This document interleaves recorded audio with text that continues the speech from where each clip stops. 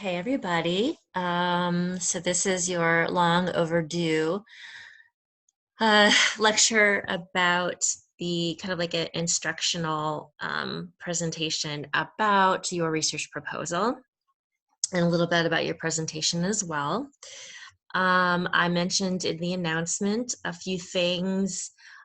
First of all, I expected to allow you some extra days beyond the 26th to turn in this assignment. But if LoudCloud shuts down at the end of the day on the 26th, then, well, first of all, you should definitely aim to be done by tomorrow at 11:59. But given that you have, that this was delayed and it's, being, this information being presented to you pretty late, that I will give you an extra few days. I believe, yeah, Tuesday at the end of the day to turn everything in. And you just do that via private forum because as far as my understanding goes, you guys still have access to the private forum for about 2 weeks. So you can turn that in without penalty through Tuesday at the end of the day. That said, I've worked with several of you, and I know that several of you have also turned in your assignment already. So thank you for that. Thank you for those of you who reached out, and I believe that you guys are going to be all set with everything. So that's great. Those of you who are still working, and hopefully you're close to being done, because we've already actually, we did some kind of workshopping in class on the hypotheses and the lit review and the methodology. So just from that, you should be farther. You should be a little more ahead of what I'm going to present. But regardless, this is for you to kind of, if you want to check back on what you've written and kind of make sure it's consistent with the expectations that I'm about to go through, that's great too. So, so right now, the point of this is to show you an example. So I've attached an example paper to the announcement, same announcement that this is posted on. And so I'm gonna, kind of a little bit walk through that a little bit, but also compare that to the criteria that is set forth by the instructions of the assignment. So kind of understand that criteria, but then be able to see what an example would look like for that. Okay, so first of all, there obviously was no quiz 8. I will give you the points in the grade book, so you don't need to worry anymore about that. Hopefully, that wasn't too much of a stress, but probably was, so I apologize for that. You may take, again, okay, so you can take until Tuesday the 28th at 11:59 p.m. to turn in your paper and presentation to the private forum. If you get it done, which I think the vast majority of you will have it done by tomorrow night, please submit to LoudCloud, but you have, a couple more days after that. Okay, about the presentation, I'm not going to talk too much about the presentation today. If I get questions about it, I can definitely, talk to you. But this is essentially, after we go over the paper right now, the presentation is just a very condensed version of that. So the presentation should be 10 to 12 pages, or sorry, 10 to 12 slides, I'm sorry. And that would include the title and reference slide. So it's not, there's, those two are included. So intro and lit review should be about 2 to 3 slides. Your methodology should be 2 to 3 slides. Results and discussion should be about 2 slides. So of course that can vary a little bit, but if you read the PowerPoint tips document that I sent you on the announcements, if you follow most of that, then you should be okay. Is honestly the big chunk of the grade is going to be the paper, and the point of the PowerPoint was to be able to just present your information to the rest of the class. But of course, we weren't able to do that. But I still want to see the your product. It's actually a really important skill set to take something that's pretty dense and long and put it into just a few little compact slides, just to talk about, like in bullet points. So it's actually, the point is to pick out the best, most important and relevant points from your paper and put those on the PowerPoint. So that's not always the easy thing to do. Okay, so right, so there's that, and then let me just dive right in. Okay, so this is the information about your research paper and your benchmark presentation. Okay, so I'm going to just go by each section. So first of all, the introduction. What is the purpose of your study? You guys, everyone is beyond this at this point. But let's just review. So you'll begin your paper by like a brief explanation of what you're about to talk about. So in all papers, it is best to literally write the purpose of the study is ... So this sets up the expectations for the reader. This makes it so clear. The organization is so clear about what you are, why you've done this. And then this purpose section can be about 1 to 2 paragraphs. And then the second part of the introduction is your hypothesis. So you need to include your null and your alternative hypothesis. This is another thing we did in class a while ago, and I know you guys took notes and you all wrote yours because we shared them and talked about them. So that is something you should already have. And again, I'm really hoping you're beyond that with your paper at this point, but just pointing that out. And so if you can, let me see what this is. Okay, so if you can just, actually, you know what? I'm going to go to this next slide and then look at the example. So your literature review should be about 3 to 6 or more peer-reviewed articles. So we've talked about peer-reviewed articles. They are from journals, and they're not from just Google, like Psychology Today or Verywell Mind. And there's several that are like that if you just Google, but these have to be from journals that are reviewed by other researchers. The GCU library is really great for that. Okay, so discuss different studies that are like your own. These don't have to have the exact purpose, but they should contribute to your proposal in some way.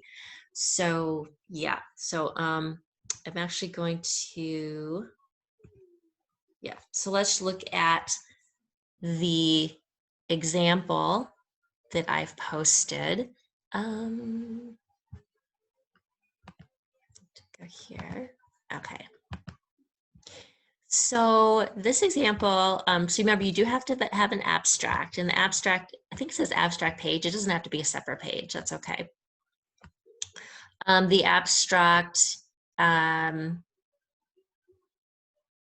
be just like, a paragraph or so. It's okay. So here's the introduction, what we were just talking about. So this is an actual student paper that would most likely get an A. And so I was going to point out some of the things that he did here that correspond with the criteria for your assignment. So we just talked about the introduction. And so I'm not going to read this whole thing because I know you can't, but I did highlight the stuff that, like I said, corresponds with what you should be doing. So he kind of, goes through some real basic information.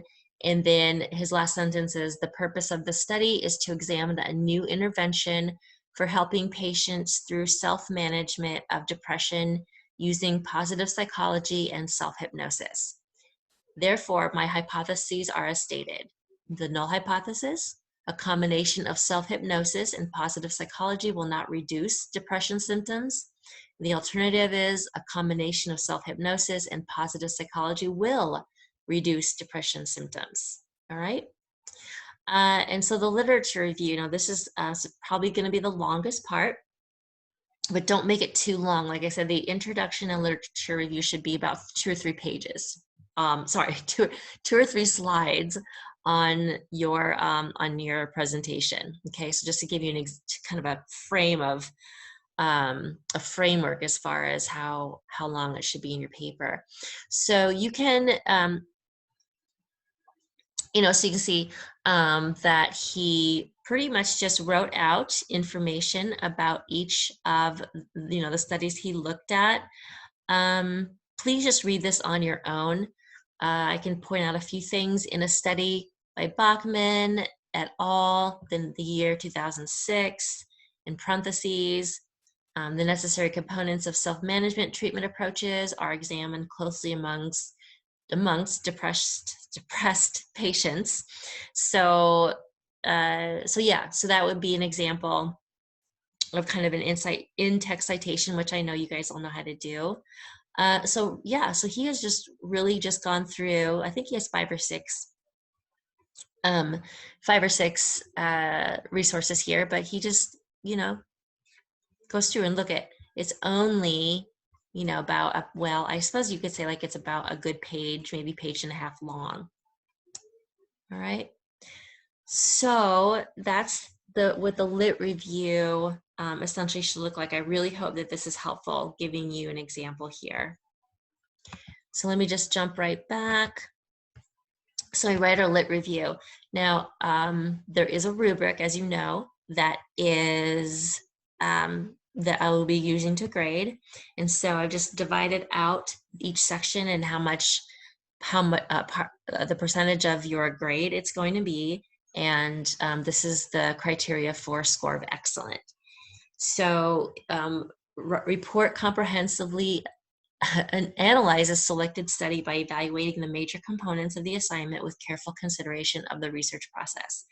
Demonstrates a thorough understanding of writing a research report. Hypothesis is concisely developed on the selected topic. So this is essentially just the, looking at the hypothesis, at the purpose, and is sort of all kind of tied in together. So it's really an important part of your study here, 20%. And then of course, all of this refers to your lit review as well. And I just wanted to say about your lit review, if the articles you find are not exactly what you are studying or what the variables you're examining, that's okay, as long as they can contribute. As they can contribute well to your research question and to the purpose of your study. Okay, so then the method section is probably the most important part here. There's 4 sections. We have the participants, which is, for example, how many would you use? The demographics, so like age and gender, ethnicity. How did you recruit? So did you actually go to like a classroom or a place of work and talk to people? Did you hand out information? Did you do it online, et cetera, et cetera? So I know one of the students I've worked with is sending out a survey and getting to psychology classes, like beginning psychology classes, and asking the professor if they can give the survey to the students, can they get some extra credit? So there's sometimes like a incentive involved as well. And then for materials, that could be like surveys, that could even be like, different like sheets of paper or charts or graphs that they have to fill out. Okay, so anything that you're going to need for your participants. The procedure should be very clear, step by step. Talk about your variables, how you've manipulated those variables, if you have, all of that, all of those things. I like to say that after I read some of these methods section, I should be able to just go out and replicate it just by what you've said you've done or you're going to do in this case, because this is a proposal. Okay, and then the design is simply explaining what design you're going to use. So experimental, non-experimental, and there's different types of non-experimental, correlational, qualitative, etc. And that's your method section. So you can look back on your paper or the paper that I shared with you.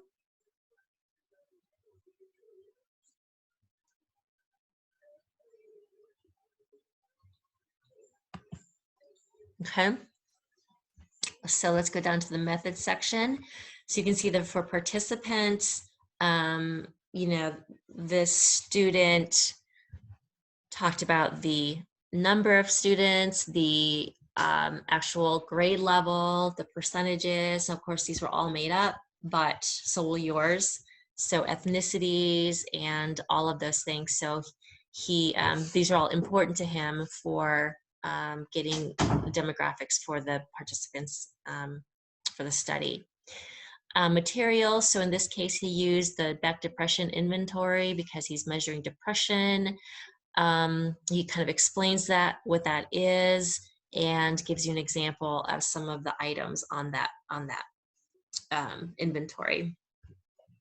The procedure, so here is, this is very detailed, okay, and you can read it on your own, but it's very detailed. It's to the point where I could probably either do it myself or I could put it together and show somebody how to run this study, okay, with very little follow-up or questions, okay?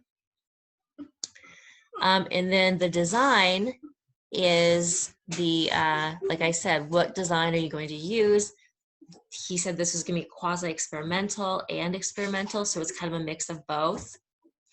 It's quasi-experimental because the participants will have already been diagnosed with depression, but he's also testing for cause and effect, so he's going to run a two-sample t-test pre and post to measure levels before and after the treatments. So the results section, I feel like the information that you have from the LoudCloud document is a little confusing just as far as where results are supposed to go.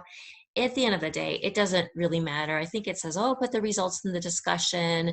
To me, it doesn't matter. Just make sure that the results are in there and I know I can distinguish what they are from other things. So it should look something like this. I conducted an independent two-sample t-test, or you might want to say, I will conduct an independent two-sample t-test because the t-test is used to determine the differences among groups and the procedures administered to each group. So we talked about degrees of freedom, and then the alpha set at 0.05. I know that the assignment does mention the critical value. If you're able to find that, that's great. But that I'm really not going to give that much attention, because as long as I know that you have degrees of freedom of 451 and the alpha set of 0.05, I'm not going to be too concerned about the criteria you set up to make a decision about your data, because the data actually are not true. So it doesn't really make sense anyway, but this information is important for results. The discussion is, first of all, they ask to describe what it would mean if you obtain significant results or non-significant results. So this person says that he was hoping to find a difference between the treatment groups. It was my hope that the treatment group would show a decreased level of depression and would prove that self-management of depressed thoughts can be automated to a degree through self-hypnosis. If I found no effects, the groups would show no differences in levels of depression post-treatment. I'm actually going to change. I don't know if maybe if you haven't been able to see this mouse. So then my limitations, actually, let's jump back here so we can look at here. Sorry. Okay. So going back to the rubric criteria, I forgot to mention this. So this is for a score of 100 on this section of your rubric. The methodology is comprehensively complete according to the section. Participants are listed and thoroughly described with interesting details. The apparatus, methods, instrument is carefully identified. Procedure is clearly described in detail. A concise explanation of the design is presented. All right, so if you hit those marks, then you are going to get all of the points for methodology. Okay, and then of course this is a result, so want to make sure that you have those results written out. It is important that you know what the statistical language is.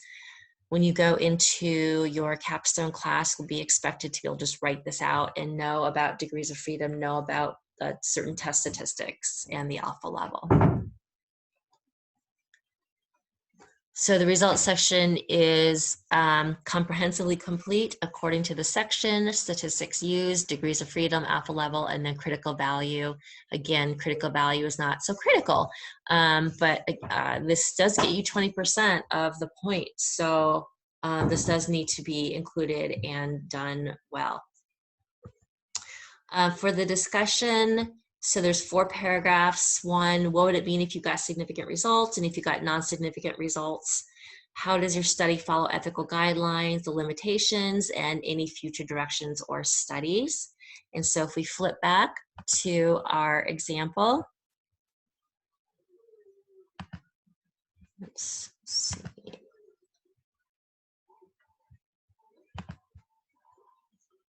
Bear with me here for a second.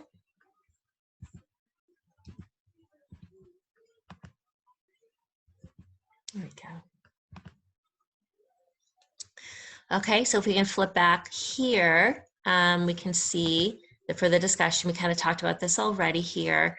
The limitations, he talked about, it was only assessed the patient's depression level. It would have been a more thorough examination of the effects of positive psychology incorporated if happiness was measured as well. Agreed. The procedure was complex, required a controlled approach to various situations, including clinical patient rapport, patient willingness and perseverance, and the pitfalls of repeated measure studies, such as participant loss and practice effects. You notice that this is not very long, and that's okay. Ethical guidelines, just mentioned that, you know, maybe why it was important to do the consent form, do the debriefing form. In this case, the process was especially essential for the study, and the participants' conditions, well-being, and ethical consent. And yeah, so kind of a little explanation of why the consent form and the ethical guidelines was important for your study. And then future directions, again, this is not just, okay, well, you know, I had a limitation because I had a small n, and maybe next time I'll have a larger n. Future directions are like future studies. So should investigate, for instance, future studies should investigate the possible positive changes this treatment can create in the lives of people diagnosed with clinical depression. Another important topic is the treatment of depression using medication. Perhaps another study could examine depression levels after medication or after a more holistic method. Okay, so about 3 possibilities for studies after the results of this study. So if we go back to the information here, okay.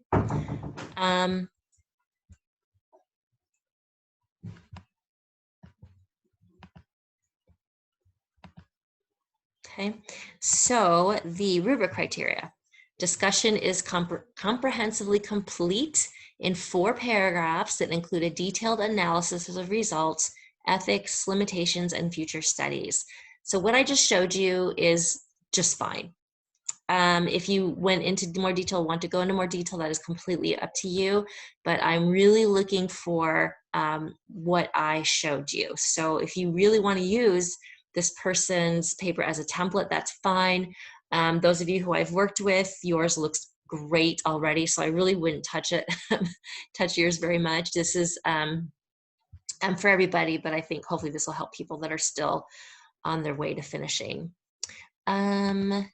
Okay, so figures, kind of weird. So this person actually included figures from the research studies he looked at, but you can do that, but you can also just include your consent form and debriefing form as your two figures. Okay, so it's up to you. You can use a chart from one of your articles, and then you can use your consent form. You can use consent and debriefing form. You know, as long as there's just two figures, charts, extra material.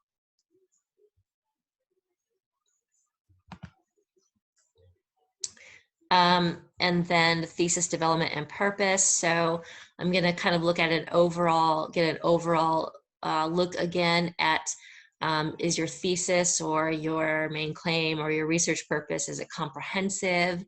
Meaning that it kind of is, when I read through the entire paper, it still is consistent.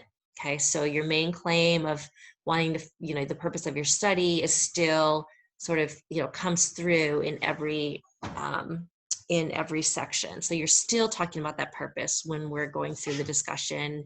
You're still referring to the purpose when you're setting up your stats that you'd be using. Okay, and then argument, logic, and construction, again, kind of an overall assessment. Clear and convincing argument presents a persuasive claim in a distinctive and compelling manner. So again, if you are just following the steps of the research study and the research, you know, paper, that in itself is already inherently an argument. So that builds on each other as far as, you know, how you're going to answer the questions, find the questions, answer them, come up with your decision and conclusions. It all kind of, it obviously is together, and it all builds on the prior section. So as long as you're doing all of that, you should get the points for this part. And then of course, mechanics, spelling, punctuation, grammar, language. Please just use your spell check and your grammar check and proofread a couple times over before you turn it in. So you'll be graded on that you are clearly in command of standard, written academic English. Okay. And then the format. So what this means is that you've used all of the major sections. So you've done the introduction section, the lit review section, methodology section, etc. And then your references. So you have in-text citations and a reference page. So out-of-text citations, they need to be correctly written, completely written. And then the documentation that you cited should be free of error as far as spelling, but also as far as the APA format of references. Okay. So let me just go back one more time, and you can just take a look at your own, at your leisure. But so the references that he used are here, and one little example of being correct is that when you write out your references, you also writing them out alphabetically. So that's one of the APA criteria. Okay. Okay, I know that was pretty fast, but all of this stuff is going to be posted on the announcements. I just have to make sure that I render this little video, so it might take a little bit of time, but then I'll post everything, and you should have it within the hour. So once again, I really apologize, you guys, but I hope that I'm giving you a little bit more leeway. And yeah, so just let me know. Again, I am doing my best to be on the forum. Sometimes emails work even better for me because you only have to go to one place. So email, but I'll be looking at the forum as well. And yeah, so have a great next few days. Stay safe, stay clean, and be well. And I will be talking to you soon. Okay, bye bye.